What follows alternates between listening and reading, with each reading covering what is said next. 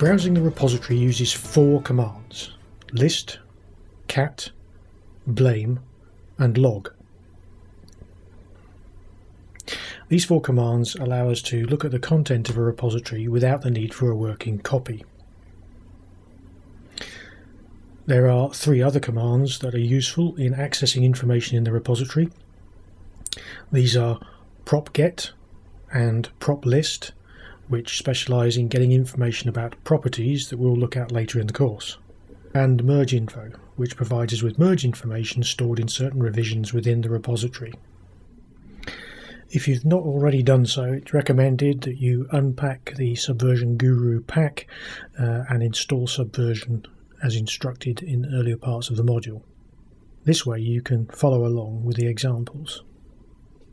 Go into the Subversion Guru working copies area and into the M03L02 directory. This is a pre-prepared working copy taken from the M03L02 repository. We'll begin by looking at the Subversion list command. The command shown on the screen, svn list, followed by the URL pointing to the root of the M02L02 repository, is one of the most basic commands that we need.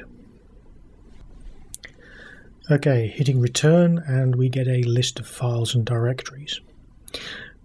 It's very important to note that when you use the Subversion list command, that you are asking for a list of repository files. The list command will never return a list of files found in the working copy.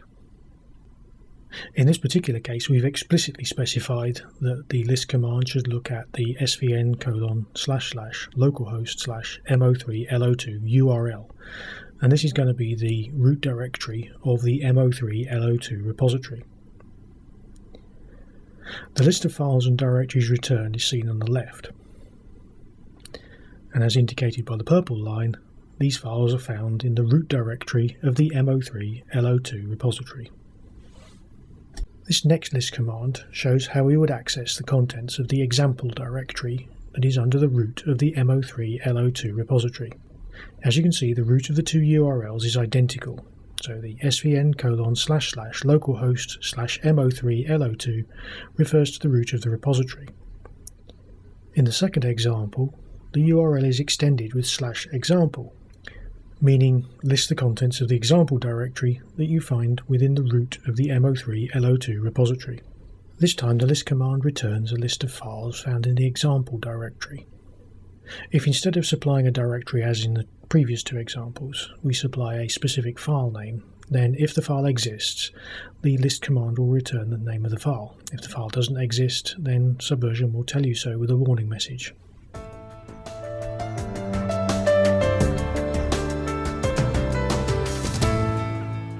This next example shows the list command again, but this time I've abbreviated it to ls. The next part of the command line, --depth equals infinity, is a command line option. In this case, the depth option specifies how far down the directory structure the command should recurse. In this instance, we've specified infinity, which means that it will recurse all the way down the file structure, looking inside each of the directories in turn. As with the first command, I've specified the URL to point to the root of the mo3l02 repository. So this command is basically asking for a list of all the files and all of the directories that are contained within this repository. And the results are clear to see. All the files and all of the folders are listed once the command is executed. We'll be seeing a lot of the depth option as we work through the course. In the context of the list command, we'll now look briefly at each of the options. We've just seen the infinity setting. Now, in this command, we're looking at the immediates setting. When immediates is specified to the list command, then the contents of the directory in question are listed. As you can see, the results of specifying depth equals immediates is identical to not specifying depth at all. When a depth of files is specified to the list command, then the command returns only the files that are contained within the directory specified. As you can see, the results of this command don't list the directories as they did when we specified immediates. Finally, and for the sake of completeness, we have the empty depth. When empty is specified, then only the directory itself is returned, which of course means that nothing is listed. The empty depth option can be useful for just confirming that a directory exists or not. Say, for example, you had a directory which contained many hundreds of files. Even specifying depth equals files could take some time to return, and considering that you don't really need the return value, it seems somewhat redundant. Specifying depth equals empty means that the command will either return a null value or it will return a warning, depending on whether or not that particular directory exists. In this example, we're using the recursive option. Recursive is the equivalent of depth equals infinity. In other words, the list command will list all of the directories and all of the files contained underneath the specified URL, in this case the root of the directory. The depth option was introduced in version 1.5, and recursive is maintained for backward compatibility. In this example, recursive has been shortened to -r. So far we've been using long-form options that are preceded by two minus signs, minus recursive, minus depth, and so on.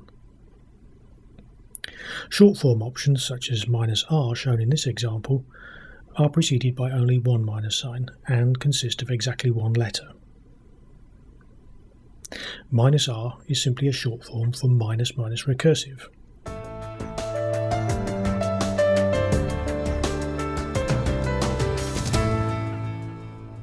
The commands so far have simply listed the files and folders found at a particular directory.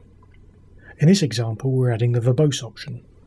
The verbose option simply instructs the command to output more details. As can be seen in this example, it outputs several more columns to the left of each file and folder name. The first line specifies dot followed by a slash as the directory name. This means it's the example directory, or to put it another way, the topmost directory. Let's take a detailed look at these columns.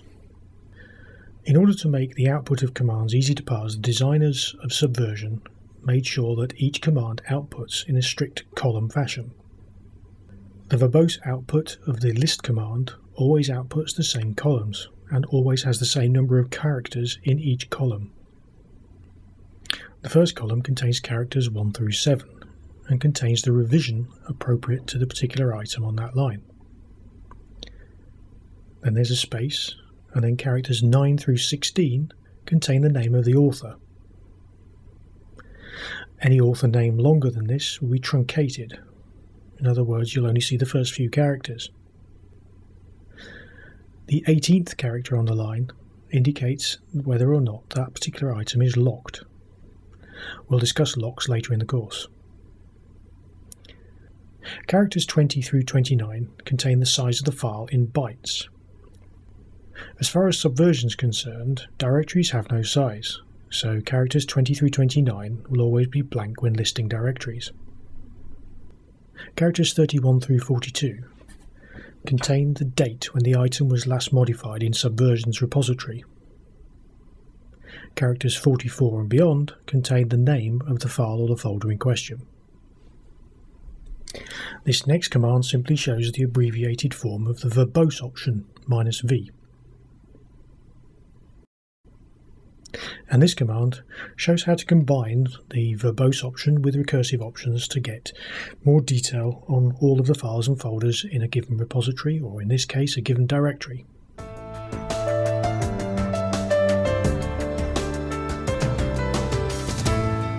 All of the list commands given so far have listed the item in the repository at its latest version.